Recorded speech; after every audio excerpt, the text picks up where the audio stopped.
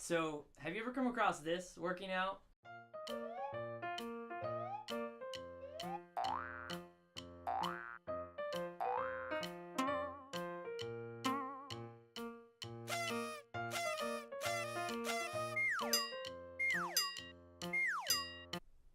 Or maybe this is you yourself.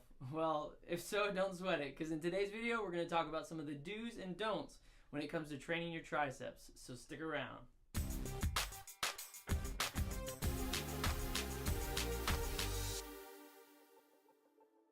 Hey guys, Sergio here with another Regain Fitness video where we talk about all things health, fitness, and of course nutrition related. So if you're new here, be sure to subscribe to get more videos just like this one. In today's video, we're going to be hitting the gym, talking about tricep training, and we're going to be going over 3 of the most commonly used exercises in the gym that I personally see misused all the time. You may be one of those people, you may see this done all the time, but we're going to go over those in detail and make sure that doesn't happen to you. So let's get into the video. Okay, so like I mentioned earlier, you may have thought you were training your triceps properly, but in today's video, I want to go over a few things that whether you're training for endurance, building muscle, building strength, whatever it is, just by incorporating a few of these cues into some of the most basic tricep exercises, you can see some pretty serious gains. So majority of the stuff that I want to talk about today pertains to body positioning, and the reason why this is so important, especially with tricep training, is because when you have improper body positioning, all kinds of things start to happen. You start to lose tension on the triceps, you start getting compensating muscle groups helping out when they shouldn't, you even put unnecessary stress on other joints in the body, which is definitely something that we don't want, could potentially lead to injury. And yeah, so for example, with a lying tricep extension, one of the most common compensations you'll see is mispositioning of the arms. And you can see as I bring those dumbbells up over my chest, I'm actually losing tension on the triceps. It's almost like I'm taking a small break, which is something that we want to avoid. So by simply repositioning the upper arms to where they're positioned more by my ears and making that kind of the new starting and end point of the exercise, you're actually going to maintain that tension on the triceps, ultimately isolating them better and giving them a better workout. So just by adding in this small adjustment, you're going to notice a significant difference with the exercise. And if you have to drop the weight quite a bit, that's okay, but give this a shot and see what happens. And it doesn't really matter if you're using a barbell versus dumbbells, the cues remain the same for this exercise. But another exercise you might see is the tricep kickback. And this is an exercise that gets misused in the gym a lot, but it's a great exercise if it's used correctly. In this example, it's similar to the lying tricep extension. You can see how when I bring that dumbbell up towards my chest, I'm almost doing a bicep curl, which is something that we want to avoid. We're not trying to work our biceps.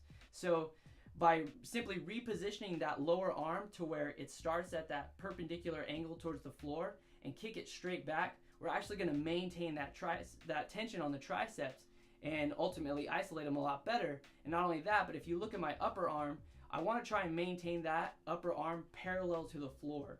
And that's also going to help me get a better angle so I can create more force on the triceps when I'm doing the exercise. So another thing I always like to add in here is that find something that you can square up on and make sure that as you're doing this exercise that your upper body's not rotating as you're doing the exercises, because sometimes when the weight's too heavy or as you start to get fatigued, what will happen is that, like I said, that upper body will start to rotate to the side to get that full extension.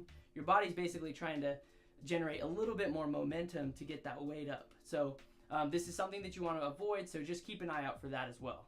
Alright, so the third and final exercise I want to talk about is the tricep cable press down or tricep extension with a cable, whatever you want to call it, doesn't really matter, but this one gets abused in the gym quite a bit, and it's typically because a lot of times people like to go really heavy with this exercise, and that's where we start seeing all these compensations kick in. You'll see the upper body kind of lean forward, and this is in efforts to get a better leverage point and take that load off of the triceps, and in our case, this is not what we want. So at this point, you may have to drop the weight, and for you ego lifters out there, fellas, I know it looks cool swinging those heavy weights around, but quite honestly, what are we trying to accomplish here?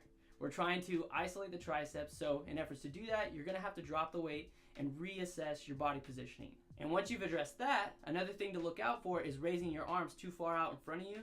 This is in efforts to maintain that tension on the tricep, just like with our other examples.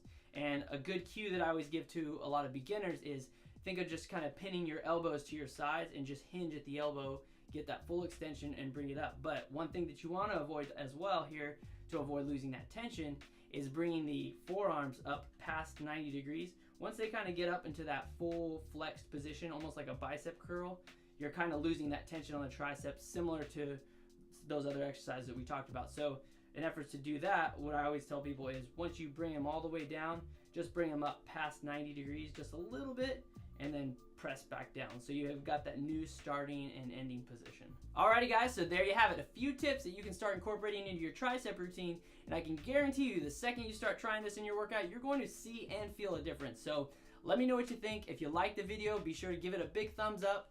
If you haven't subscribed already, be sure to do that to get more videos just like this one. As well as if you have any comments or requests for future videos, feel free to leave that in the comment section below.